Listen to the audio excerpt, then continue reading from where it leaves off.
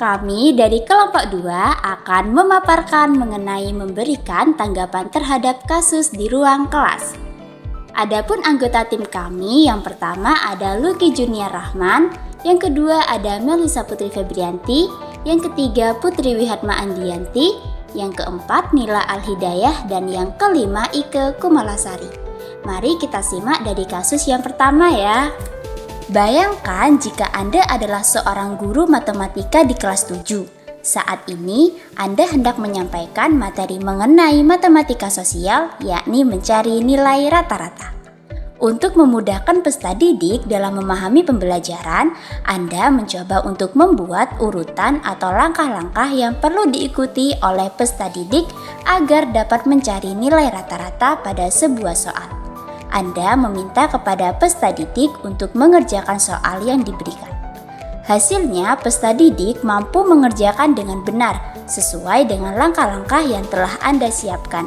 Beberapa saat kemudian, Anda meminta kepada peserta didik untuk mengulangi soal yang sama tanpa melihat urutan pengerjaan soal, dan peserta didik mampu mengerjakannya dengan benar.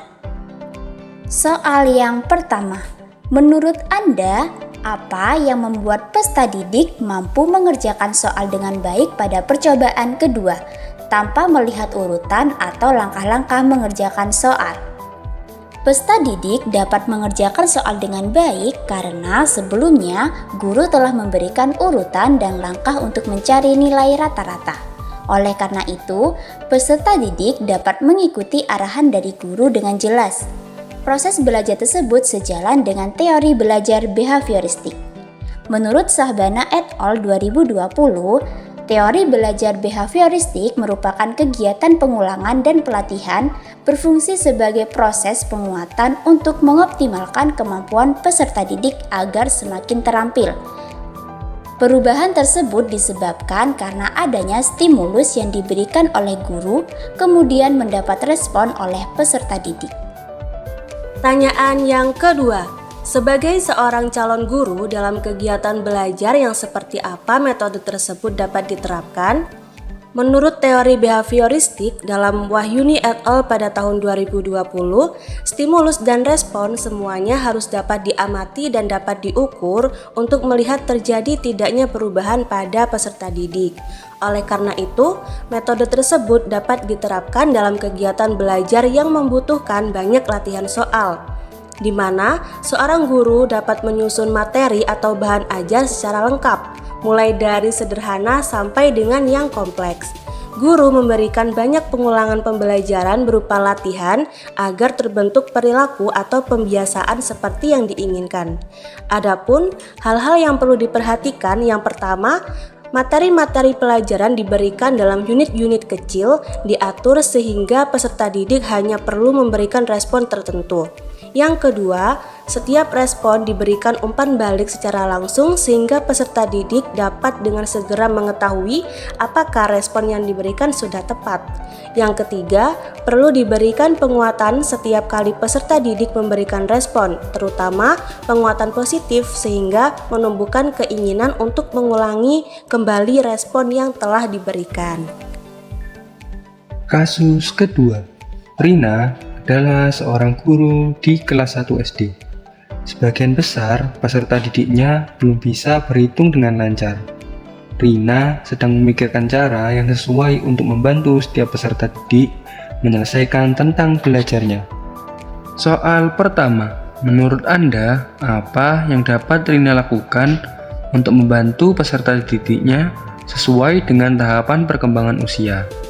Jawabannya, Rina dapat melakukan pembelajaran dengan mengaitkan perhitungan yang disertai dengan lagu dan gerakan. Hal ini bertujuan untuk meningkatkan motivasi siswa dalam belajar. Selain itu, sejalan dengan teori perkembangan pada masa kanak-kanak, pembelajaran yang disertai dengan lagu dan gerakan akan memudahkan siswa dalam memahami pembelajaran sehingga materi dapat mudah untuk diingat.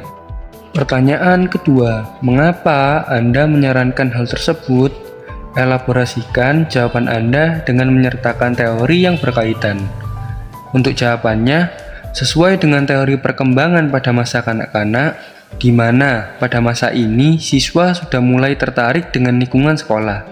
Mereka dapat memperhatikan gerakan-gerakan secara individu dalam permainan dan olahraga yang bersifat universal.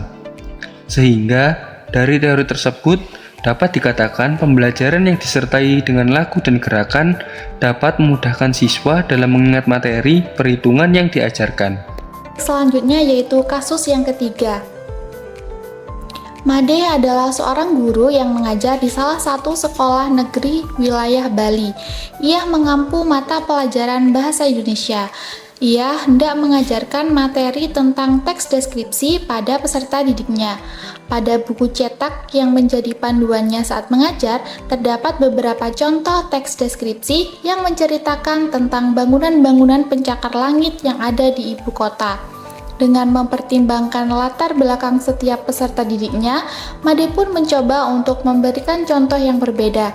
Ia memberikan contoh teks deskripsi tentang pantai dan makanan khas Bali. Untuk pertanyaan yang pertama, menurut Anda, apakah pertimbangan dan keputusan Made sudah sesuai? Mengapa demikian? Menurut kelompok kami, pertimbangan dan keputusan Made sudah sesuai karena Made mempertimbangkan latar belakang peserta didik yang bertempat tinggal di Bali, di mana wilayahnya kaya dengan pantai dan makanan khas Bali. Dengan memberikan contoh yang lebih dekat dengan keseharian peserta didik, maka Made telah menerapkan prinsip pembelajaran konstruktivisme. Pada konsep ini, dalam belajar terdapat interaksi sosial individu dengan lingkungannya, menurut Suparlan tahun 2019. Yang pertama, belajar merupakan proses secara biologi sebagai proses dasar. Kedua, proses secara psikososial sebagai proses yang lebih tinggi dan esensinya berkaitan dengan lingkungan sosial budaya, menurut Ilham et al. Tahun 2023. Munculnya perilaku seseorang adalah karena keterlibatan dua hal tersebut. Made memberikan contoh yang relevan dengan kehidupan peserta didik yang ada di Bali. Peserta didik akan dapat memahami lebih mudah karena Made memberikan pembelajaran dengan mendeskripsikan pantai dan makanan khas Bali dengan kehidupan sehari-hari. Dengan cara tersebut, maka akan membantu peserta didik dalam memahami konsep teks deskripsi dengan lebih baik. Soal yang kedua, prinsip apa yang Made gunakan dalam kasus tersebut? Elaborasi jawaban Anda dengan menyertakan teori yang berkaitan. Untuk prinsip yang Made gunakan dalam kasus ini adalah prinsip pembelajaran konstekstual karena memperhatikan latar belakang peserta didiknya yang tinggal di Bali, wilayah yang kaya dengan pantai dan makanan khas. Menurut Suhartoyo et al. 2020, materi lebih bermakna dan mudah dipahami, serta menganggap bahwa pembelajaran lebih efektif ketika materi diajarkan dengan merujuk pada pengalaman dan pengetahuan yang sudah dimiliki oleh peserta didik. Selain itu, juga menerapkan prinsip diferensiasi di mana Made menyesuaikan materi pembelajaran dengan kebutuhan, minat, dan latar belakang peserta didiknya. Sekian pemaparan dari kami kelompok 2 mengenai memberikan tanggapan terhadap kasus di ruang kelas. Terima kasih dan sampai jumpa.